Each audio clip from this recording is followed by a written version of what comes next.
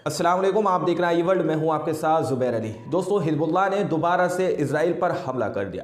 Hezbollah ने दोबारा से इजराइल पर कार्रवाई की है। कल हमने आप लोगों को एक रिपोर्ट बताई थी जिसके अंदर हिजबुल्लाह ने 62 मिसाइलें इजराइल पर दागी थी, लेकिन आज फिर से हिजबुल्लाह ने एक और बड़ी कार्रवाई इजराइल के खिलाफ की है। इजराइल पर दोबारा से उसने मिसाइल दागी है। हिजबुल्लाह ने कौन से इलाके के अंदर इजराइल के जो है मिसाइलें दागी है वो रिपोर्ट मैं आप लोगों के सामने रखूंगा। वहीं पर दोस्तों, यमन के हूतीस ने लाल सागर को लेकर जो जहाज लाल सागर के अंदर चलते हैं उन कंपनियों को, जो व्यापारी हैं, उनको एक बड़ी चेतावनी दी थी यमन के हूतीस की तरफ से। वहीं पर दोस्तों, बड़ी खबर जो है इजराइल के नेतन्याहू की तरफ से है कि नेतन्याहू ने हसन नसरुल्लाह को बड़ी चेतावनी दे दी है। हसन नसरुल्लाह से उसने जो बात की है उस बात को आप लोग जरूर सुनिएगा। वहीं पर दोस्तों, कतर खुलकर मैदान में निकल कर आ चुका है। कतर ने गजा के लिए जो बात कही है उसको आप लोग सुनिएगा कि कतर को कितनी ज्यादा चिंता है गजा की, इसके पीछे क्या है वो भी खबर मैं आप लोगों के सामने रखूंगा। वहीं पर दोस्तों, इजराइल की अर्थव्यवस्था पूरी तरह से चरमरा चुकी है। यमन के हूतीस ने जिस तरह से लाल सागर के अंदर इजरायली जहाजों को अपना निशाना बनाना शुरू किया था, उसके बाद से इजराइल को आर्थिक व्यवस्था का पूरी तरह से सामना करना पड़ा, जिसकी वजह से इजराइल को बहुत ज्यादा आर्थिक नुकसान हुआ। लेकिन अब इजराइल पर एक और बड़ी कार्रवाई जो इराक के प्रतिरोध की तरफ से की गई है, अगर इसी तरह से चलता रहा तो इजराइल पूरी तरह से भूख की कगार पर आ सकता है, पूरी तरह से भूखा मर सकता है इजराइल। यहां बड़ी बड़ी खबरें, सारी खबरों को चंद मिनटों के अंदर आप लोगों के सामने रखूंगा। सारी खबरों को आप लोग एक के बाद एक जरूर देखिएगा। इसी के अंदर मैंने ईरान के परमाणु बम का खुलासा किया है कि ईरान के परमाणु बम की जो रिपोर्ट मैंने आप लोगों को कल दी थी कि ईरान 34 दिन बस दूर है ईरान के परमाणु बम से, यानी कि ईरान के पास में वो सुपर शक्ति आ जाएगी जो सिर्फ तानाशाह किम जोंग उन के पास है, ऐसा दावा किया जा रहा है। क्या ईरान के पास ये परमाणु बम आएगा तो क्या वो इजराइल और अमेरिका पर हमला करेगा? ये बड़ा सवाल है। बहुत सारे लोगों ने कमेंट सेक्शन में हमसे पूछा है क्या ईरान के बारे में जो खबर आप दे रहे हो इतनी खुफिया जानकारी आप लोगों को कहां से मिली? ये बात जो है बहुत सारे लोगों ने कमेंट सेक्शन में की थी, तो इसका विश्लेषण मैं आप लोगों के सामने रखूंगा और इसका बड़ा खुलासा करूंगा कि ईरान के पास जो परमाणु बम है, जो ये दावा किया जा रहा है, आखिर ईरान किस बेस पर यह दावा कर रहा है। और हमने आप लोगों को जो रिपोर्ट दिखाई थी उसके अंदर किस बेस पर हमने दावा किया था कि ईरान के पास परमाणु बम जैसी शक्ति 34 दिन बाद आ जाएगी दोस्तों।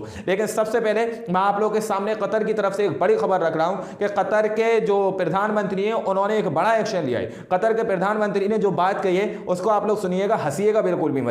देखिए आप लोग, कतर के प्रधानमंत्री ने कहा है कि यह बहुत दर्दनाक है कि हम उस स्थिति में पहुंच गए हैं जहां गाजा में हत्या और विनाश के दृश्य देखना सामान्य हो गया है। इस तरह की बात कतर की तरफ से कही गई है। कतर के प्रधानमंत्री बात कह रहे हैं कि हम एक ऐसी स्थिति में पहुंच गए हैं जहां से गजा के अंदर से बहुत ज्यादा दर्दनाक और बहुत ज्यादा भयावह तस्वीरें जो रोजाना सामने निकल के आ रही हैं वो सामान्य हो चुकी हैं। कतर के प्रधानमंत्री कह रहे हैं ये सामान्य तस्वीरें देखने के बाद भी बहुत सारे अरबी देश खामोश बैठे हैं। कतर के प्रधानमंत्री जी हां, आप भी तो एक्शन नहीं ले रहे, आप जरा एक्शन लीजिए। जिस तरह की बात कतर के प्रधानमंत्री ने कही है कि गजा के अंदर से जैसी तस्वीरें निकल के आ रही हैं, अब ये तस्वीरें सामने आना एक सामान्य हो गया। रोजाना इस तरह की तस्वीरें निकल रही हैं, यानी कि ये भी समझ रहे हैं कि गजा के अंदर नरसंहार हो रहा है, लेकिन फिर भी कोई कड़ा एक्शन नहीं लिया जा रहा दोस्तों।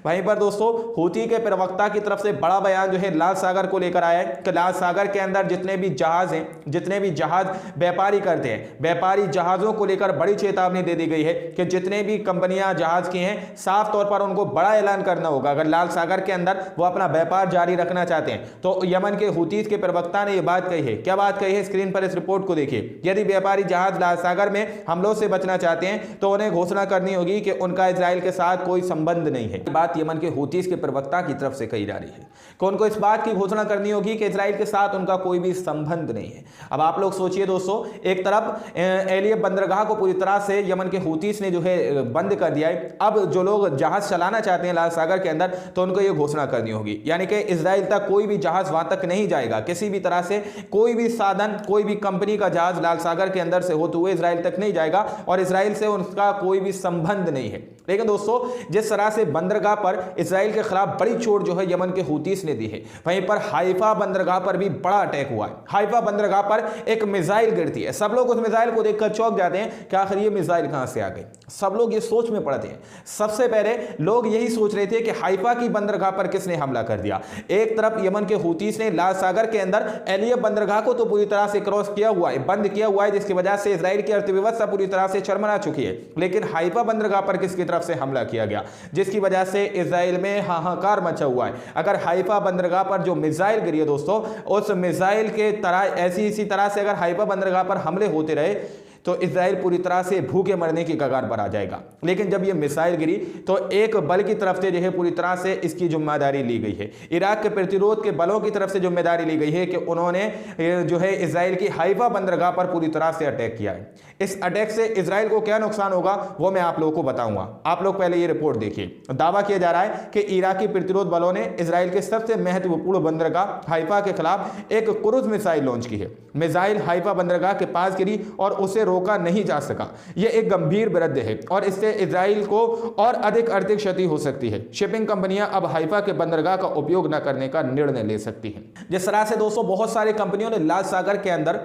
इजराइल के पास जितने भी सामान थे पहुंचाने से मना कर दिया और बहुत सारी कंपनियों ने लाल सागर के अंदर अपना व्यापार करने से मना कर दिया कि हम अपने जहाजों को लाल सागर के अंदर नहीं भेजेंगे। हाइफा की तरफ भी इजराइल के खिलाफ जो बंदरगाह पर हमला किया गया है, अगर इसके बाद जो जहाज की कंपनियां अगर वो भी निर्णय ले लेती है कि अब हम हाइफा बंदरगाह के पास भी अपने जहाज नहीं चलाएंगे तो पूरी तरह से इजराइल को और भारी नुकसान होगा। जिस तरह से यमन ने पूरी तरह से एलिये बंदरगाह को तो बंद किया हुआ है, अगर हाइफा बंदरगाह भी पूरी तरह से बंद हो जाएगी तो इजराइल के अंदर मान लीजिए आप लोग का हकार मच सकता है, वो लोग भूखे मर सकते हैं। दोस्तों इस तरह की तस्वीरें जो सामने निकल के आ रही हैं कि इराक के प्रतिरोध के बल की तरफ से अगर इसी तरह से हमले जारी रहे, हाइफा बंदरगाह पर अगर वो मिसाइलें दागते रहे तो इजराइल को भूखों मरना पड़ जाएगा। इजराइल के पास कोई भी जहाज नहीं जाएगा, किसी भी तरह की मदद इजराइल तक नहीं पहुंच पाएगी। ये वही काम हो रहा है जो गजा के अंदर इजराइल ने किया था। तो हाइफा की बंदरगाह पर इराकी प्रतिरोध बलों ने वहां पर अपनी क्रूज मिसाइल से हमला किया है। अब देखना यह है कि वहां पर भी अगर जहाज इस तरह का एक्शन ले लेते हैं कि अब उनका कोई भी जहाज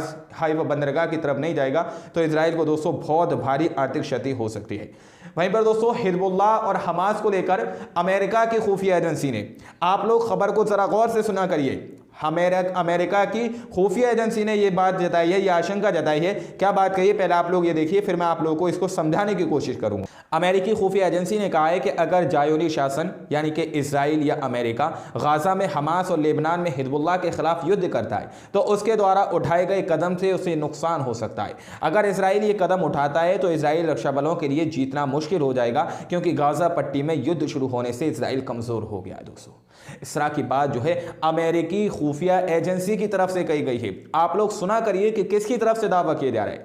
आप लोग कहते हैं कि यार तुम हिजबुल्लाह की बड़ाई कर रहे हो, तुम हमास की बड़ाई कर रहे हो, गजा के अंदर वो मिसाइलें दाग रहे।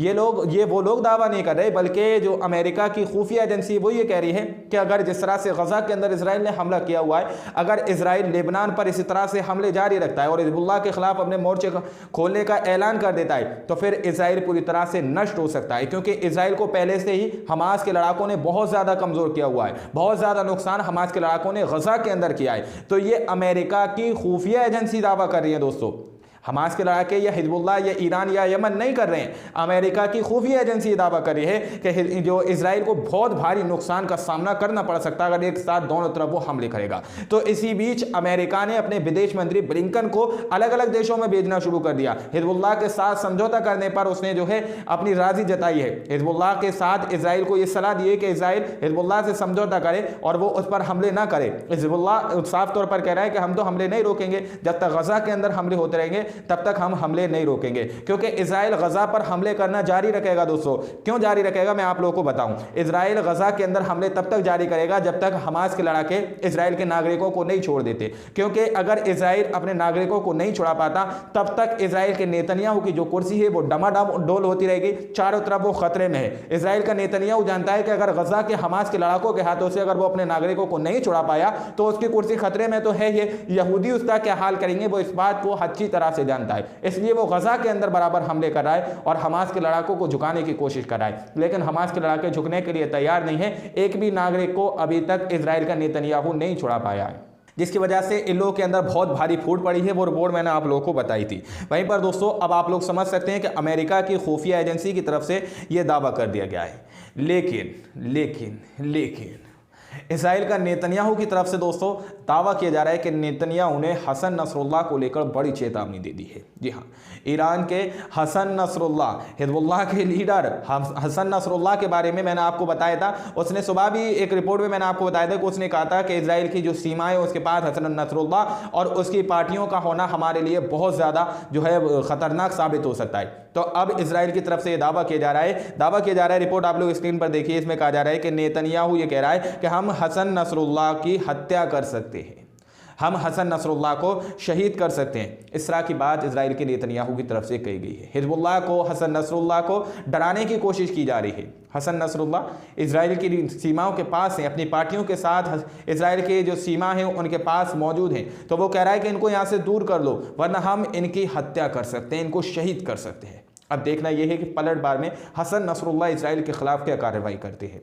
अब आप लोग एक बड़ी खबर देखिए कि ईरान की तरफ से जो परमाणु बम की खबर मैंने आप लोगों को बताई थी, जिसको लेकर बहुत सारे लोग कह रहे थे कि यार तुम तो ईरान को बहुत ज़्यादा ताकतवर बता रहे हो, ईरान के बारे में ये बता रहे हो कि ईरान परमाणु बम बना रहा है, तो मैं ईरान की तरफ से ये कोई खबर सामने निकल कर नहीं आई। ना ही ईरान के किसी भी शख्स ने, ना ईरान के हिजबुल्लाह ने, ना अंसारुल्लाह ने, किसी ने भी ये बात को नहीं कहा कि ईरान परमाणु बम लेकर आया है। बल्कि उनकी तरफ से एक रिपोर्ट मैं आपको बताता हूँ। सुबह मैंने आपको एक रिपोर्ट बताई थी जिसके अंदर हिजबुल्लाह ने एक वीडियो जारी करके ये बताया था कि हम खामोशी से अपनी तैयारी करते हैं, हम खामोशी से हौले हौले करके आगे बढ़ते हैं और फिर एकदम हमला करते हैं। ये हिजबुल्लाह ने कहा था कि हमारी ये चाल है और हमारी शुरू से ही ये नीति रही है। तो अब उसी से रिलेटेड ये खबर है, इसको समझने की कोशिश कीजिए आप लोग कि ईरान के पास 34 दिन बाद, यानी कल ये खबर सामने निकल कर आई थी कि 34 दिन बाद उसके हाथ में जो है परमाणु बम आ सकता है। जी हाँ, उत्तर कोरिया के तानाशाह के पास जो परमाणु बम है वो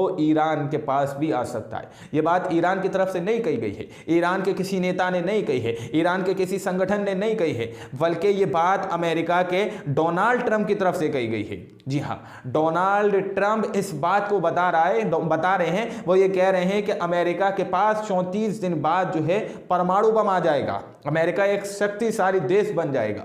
ये बात अमेरिका ईरान की तरफ से नहीं कही गई है। आप लोग समझने की कोशिश कीजिए। हाँ, आप लोग ये सोचते हैं कि हम किसी की बड़ाई कर रहे हैं, हम किसी की बड़ाई नहीं करते। बहुत सारे लोग तो ये कहते हैं कि भाई तुम फला देश की बुराई कर रहे हो, फला देश की हम किसी की बुराई नहीं करते, किसी की तारीफ नहीं करते। जो खबर सामने निकल के आती है वो खबरें आप लोगों के सामने रखते हैं। तो अब एक और बार आप लोग सुनिए कि डोनाल्ड ट्रंप ने क्या बात कही है, इस बात को समझने की कोशिश कीजिए। यहां पर दावा किया जा रहा है कि ईरान अब बहुत अमीर है। कौन कह रहा है? ये डोनाल्ड ट्रंप कह रहा है कि ईरान अब बहुत अमीर है और परमाणु बम बनाने से केवल 34 दिन दूर है। ईरान परमाणु बम बनाने के करीब है और उनके पास 34 दिनों में परमाणु बम हो सकता है। जब हम प्रभारी थे, ईरान के पास हमास के लिए कोई पैसा नहीं था और हिजबुल्लाह के लिए कोई पैसा नहीं था, लेकिन अब ईरान बहुत अमीर है और उसके पास 250 अरब डॉलर हैं। उन्होंने जोड़ दिया। ये सही है, ईरान अधिक से अधिक शक्तिशाली होता जा रहा है और गाजा में बच्चों का जो खूनी नरसंहार हो रहा है वह एक दिन इसराइल के सिर पर पड़ेगा, वह उन्हें माफ़ नहीं करेंगे। ईरान पहले से ही अमेरिकी प्रौद्योगिकी की पहुँच में है, साफ तौर पर दावा किया जा रहा है। डोनाल्ड ट्रंप कह रहा है, यार ईरान नहीं कह रहा। ये एक बार अगर ईरान की तरफ से खबर आती कि भाई हमारे पास जो है परमाणु बम है, तो हम उसको ये मान लेते कि ईरान अपने आप को शक्तिशाली होने के लिए, शक्तिशाली साबित करने के लिए इस तरह की बात कह रहा है। लेकिन ये बात ईरान की तरफ से नहीं कही गई है। ईरान की तरफ से ये बात नहीं कही गई कि भाई हम शक्तिशाली है, हमारे पास जो है परमाणु बम की ताकत आ सकती है। ईरान की तरफ से नहीं कही गई, डोनाल्ड ट्रंप ने ये खबर दी है। डोनाल्ड ट्रंप कहते हुए नजर आ रहे हैं कि ईरान 34 दिन दूर है, 34 दिन बाद उसके पास परमाणु बम आ जाएगा। आप लोग यार समझने की कोशिश कीजिए। अगर ये बहुत सारे लोग पहले से ही कमेंट कर देते हैं कि यार इतनी खुफिया जो खबर है तुम्हारे पास कहाँ से आई? अबे यार भाई, मेरे पास कहाँ से? जो खबरें आप लोगों को मैं बता रहा हूँ कि डोनाल्ड ट्रंप ने इस बात को जो है घोषणा की है, उसने ये कहा है कि 34 दिन जो है ईरान दूर है। वहीं पर दोस्तों बड़ी खबर ये निकल के आ रही है कि हिजबुल्लाह ने इजराइल पर दोबारा से जो है हमला किया है, उस पर कई मिसाइलें दागी हैं। स्क्रीन पर रिपोर्ट देखिए। दावा किया जा रहा है कि हिजबुल्लाह ने इजराइल के यफ्ताह माउंट हरमन की ओर मिसाइलें दागी है। जी हाँ, इजराइल के अंदर आज फिर जो है हिजबुल्लाह ने मिसाइलें दागी है। पहले 62 मिसाइलें जो है इजराइल के अंदर दागी गई थी। जैसा कि मैंने आप लोगों को बताया कि अमेरिका का विदेश मंत्री सारे मुस्लिम देशों के अंदर जाकर इस बात को समझौता कराने पर जो है उतर चुका है कि सभी देशों को समझा रहा है कि हिजबुल्लाह को समझाओ कि वो इजराइल पर हमले ना करें, क्योंकि अमेरिका की खुफिया एजेंसी इस बात को मान चुकी है। वहीं पर व्हाइट हाउस की तरफ से भी ये ऐलान हो चुका है कि हिजबुल्लाह ने अगर इजराइल के खिलाफ पूरा मोर्चा खोल दिया और हिजबुल्लाह अगर इजराइल के खिलाफ खड़ा हो गया तो फिर इजराइल नहीं बचेगा, क्योंकि इजराइल पहले से ही आर्थिक जो है बहुत ज़्यादा सामना कर रहा है। इजराइल पहले से ही गजा के अंदर बहुत नुकसान झेल चुका है। इसराइल का बहुत भारी नुकसान जो है गजा के अंदर पहले ही हो चुका है। अगर वो लेबनान पर हमले करता है और हिजबुल्लाह उसके खिलाफ मोर्चा खोलता है तो इजराइल को बहुत भारी नुकसान होगा। वहीं पर दोस्तों इराकी प्रतिरोध के बल की तरफ से जो बड़ा एक्शन लिया गया है, इससे बहुत फ़ायदा होगा गज़ा के लोगों के लिए। हम तो ये चाहेंगे कि इराक के प्रतिरोध बल ने जिस तरह से हाइफा बंदरगाह पर हमला किया है, उसके बदले में वो यही मांग करे कि इजराइल गज़ा पर हमले करना बंद कर दे। गज़ा के अंदर जो वो हमले कर रहा है, नरसंहार कर रहा है, उसको बंद कर दे, नहीं तो हम हाइफा पर भी हमले करेंगे। इस तरह का ऐलान जो है वहाँ से कर देना चाहिए, क्योंकि इजराइल को चारों तरफ से घेरने का काम ये हो जाएगा। एक तरफ जो है यमन के हुती लाल सागर के अंदर एलिये बंदरगाह पे तो हमला कर रहे, वहाँ से कोई जहाज जो है इजराइल तक नहीं पहुँच पा रहा। वहीं पर हाइफा बंदरगाह से अगर इराक के प्रतिरोध बल बार बार मिसाइलें दागते रहेंगे और वहाँ पर जितनी भी शिपें हैं उनको निशाना बनाते रहेंगे, तो इजराइल पर एक दिन ये आएगा कि वो भूखे मरने की कगार पर पहुँच जाएगा। जिस तरह का हाल उसने गज़ा का किया था, वैसा ही हाल इजराइल का हो जाएगा। दोनों बंदरगाहों को पूरी तरह से घेर लेना चाहिए। इराकी प्रतिरोध बल भी वहाँ पर अगर हमला करता रहता है तो इजराइल भूखा मर सकता है दोस्तों। तो ये बड़ी खबरें थी जो मैंने आप लोगों के सामने रखी। खबर को ज़रा गौर से सुना करिए और समझा करिए, उसके बाद में कमेंट किया करिए। डोनाल्ड ट्रंप ने ये बात कही है कि ईरान 34 दिन दूर है अपने परमाणु बम से। परमाणु बम जैसी ताकत हो सकता है ईरान के हाथ में आ जाए। फिर किसके ऊपर पहला ट्रायल ले सकता है वो बड़ी बात है, बाद में देखा जाएगा। सारी रिपोर्ट मैंने आप लोगों के सामने रखी। अब आप लोग क्या सोचते हैं अपनी राय कमेंट सेक्शन में हमें ज़रूर दीजिएगा। मिलते हैं अगली वीडियो में, जब तक के लिए अपना ख्याल रखिएगा।